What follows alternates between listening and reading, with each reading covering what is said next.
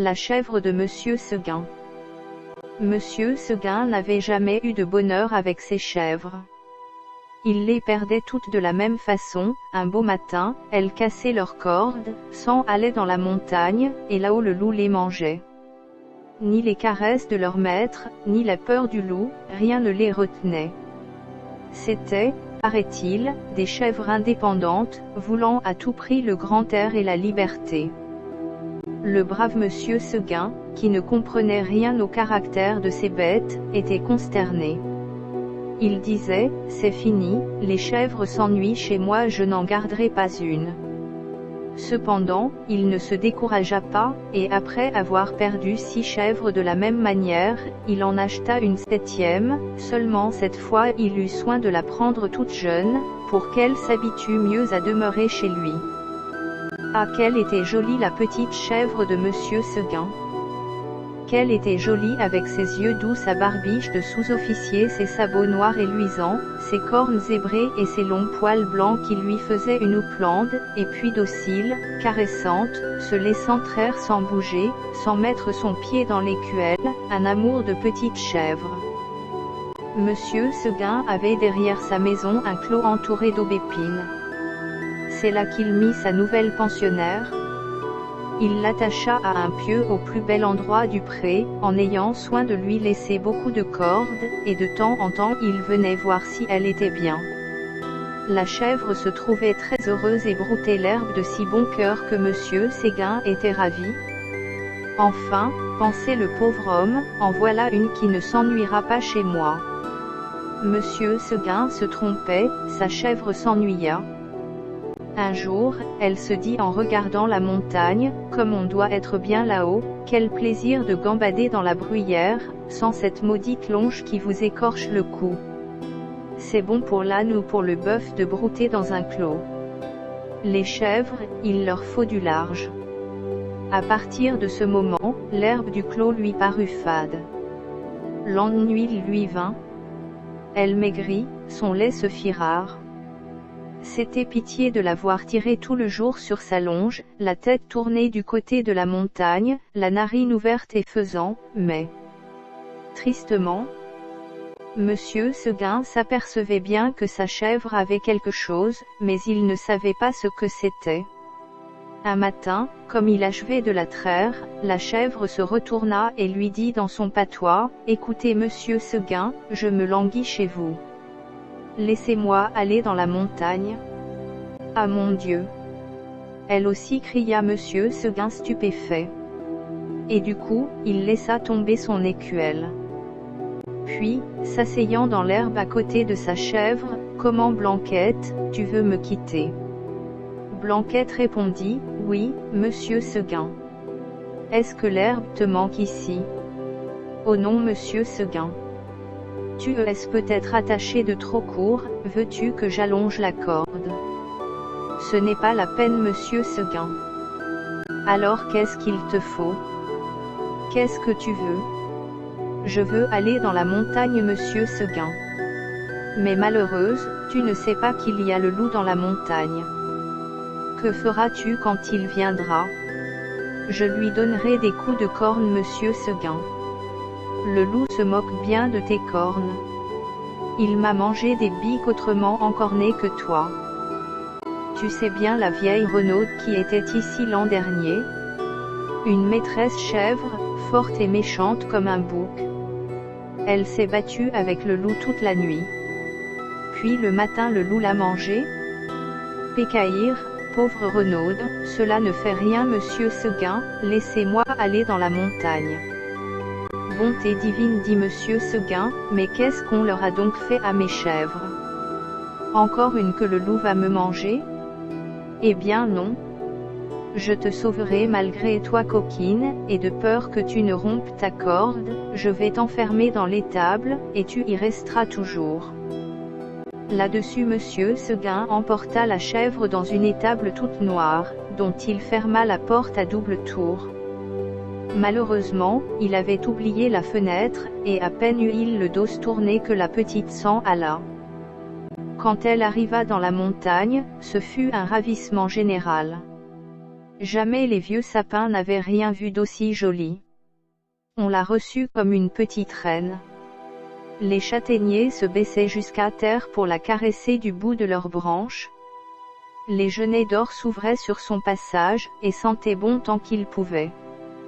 Toute la montagne lui fit fête. Plus de cordes, plus de pieux, rien qui l'empêchât de gambader, de brouter à sa guise. C'est là qu'il y en avait de l'herbe, jusque par-dessus les cornes. Et quelle herbe, savoureuse, fine, dentelée, faite de 1000 plantes. C'était bien autre chose que le gazon du clos. Et les heures donc? De grandes campanules bleues, des digitales de pourpre à long calice, toute une forêt de heures sauvages débordant de sucs capiteux. La chèvre blanche, à moitié ivre, se vautrait là-dedans les jambes en l'air et roulait le long des talus, pêle-mêle avec les feuilles tombées et les châtaignes. Puis, tout à coup, elle se redressait d'un bond sur ses pattes.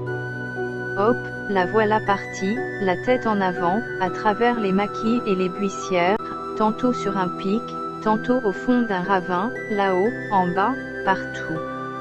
On aurait dit qu'il y avait 10 chèvres de Monsieur Seguin dans la montagne. C'est qu'elle n'avait peur de rien, la Blanquette. Elle franchissait d'un saut de grands torrents qui l'éclaboussaient au passage de poussière humide et d'écume.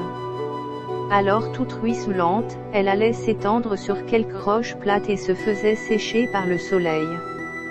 Une fois s'avance au bord d'un plateau, une feuille de cytise aux dents, elle aperçut en bas, tout en bas dans la plaine, la maison de Monsieur Seguin avec le clos derrière. Cela la fit rire aux larmes. Que c'est petit, dit-elle, comment ai-je pu tenir là-dedans?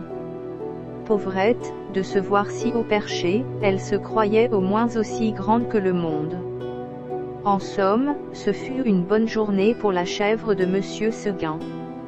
Vers le milieu du jour, en courant de droite et de gauche, elle tomba dans une troupe de chamois en train de croquer une lambrusque à belles dents. Notre petite coureuse en robe blanche fit sensation. On lui donna la meilleure place à la lambrusque. Tout à coup, le vent fraîchit. La montagne devint violette, c'était le soir. Déjà dit la petite chèvre, et elle s'arrêta fort étonnée. En bas, les champs étaient noyés de brume.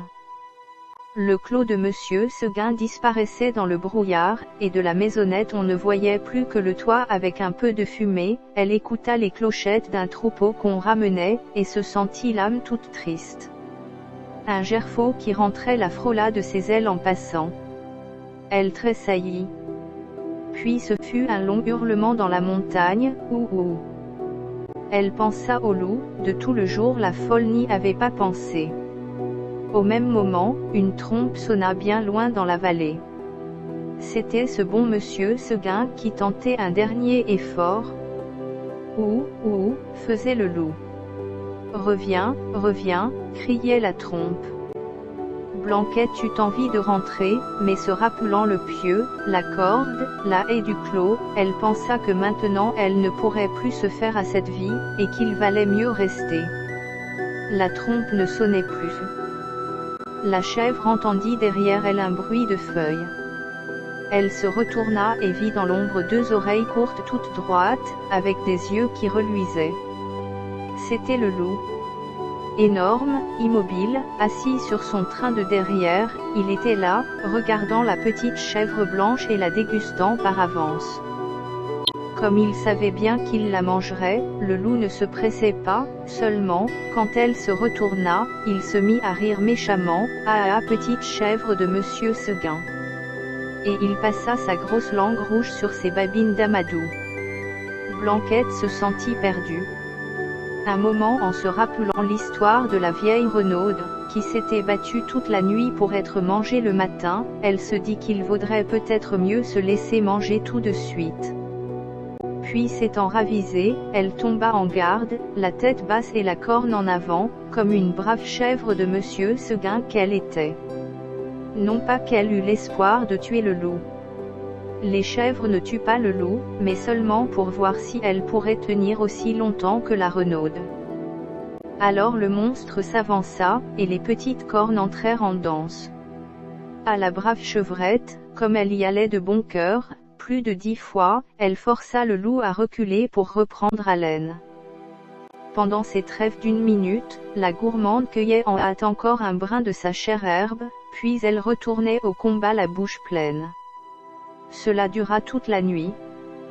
De temps en temps, la chèvre de Monsieur Seguin regardait les étoiles danser dans le ciel clair, et elle se disait, « Oh pourvu que je tienne jusqu'à l'aube !» L'une après l'autre, les étoiles s'éteignirent. Blanquette redoubla de coups de corne, le loup de coups de dents, une lueur pâle parut dans l'horizon, le chant d'un coq enroué monta d'une métairie. Enfin dit la pauvre bête, qui n'attendait plus que le jour pour mourir, et elle s'allongea par terre dans sa belle fourrure blanche toute tachée de sang. Alors le loup se jeta sur la petite chèvre et la mangea.